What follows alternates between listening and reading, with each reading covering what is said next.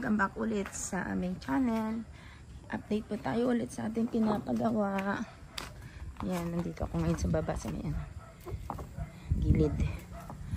Ayan, buhos na sila dyan sa viga. Buhos na lahat-lahat dyan, pati yung kanilang mga poste. Ayan po siya. Bukas ulit sila ay magha-hollow block. Hollow block naman doon sa dyan sa itaas niya. Magha-hollow block sila dyan. Tapos buhos ulit. Pagkatapos ng buhos, magbibiga ulit sila.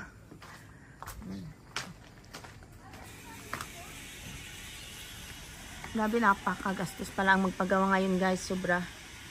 Ayan o. Tingnan nyo. Hindi ko akalain. Parang ako nabigla yata doon. Nabigla yata ako. Yan, lahat yan. Nabuhusan na lahat yan yung biga niya.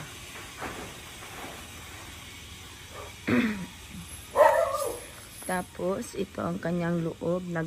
Kanina, natapos ang kanilang paglalagay ng yan. Paglagay ng viga. Medyo maaga pa. Kaya ayan, nagbuhat sila ng mga hollow blocks kasi doon pa medyo malayo-layo din ang pinagkukuhanan. Hindi ako napagbuhat ng hollow blocks ngayong araw. Ang dami kong ginawa. Ayan ang kanyang biga. Ayan. Palibot yung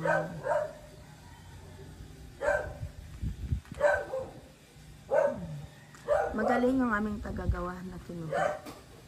Pagaling niya. Mabilis pati. Ayaw niya ng ayaw niya ng kasama na lang ba. Yung trabaho pa easy lang yung ganun. Ayaw niya ng ganun. Gusto niya trabaho.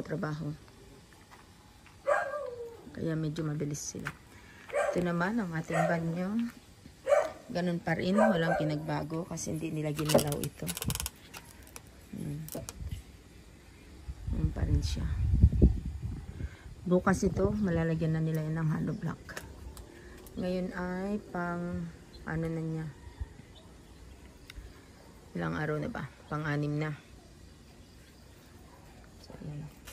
Makikita na natin ang resulta sa mga susunod na mga araw.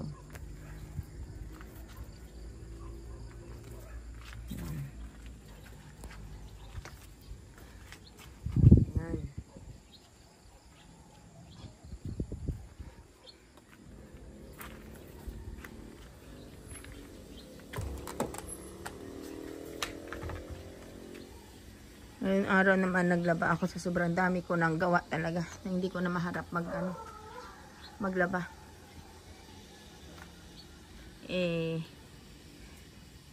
Sabi ng aking palabhan na daw o kaya laundry sa labas. Sabi ko ayaw ko naman.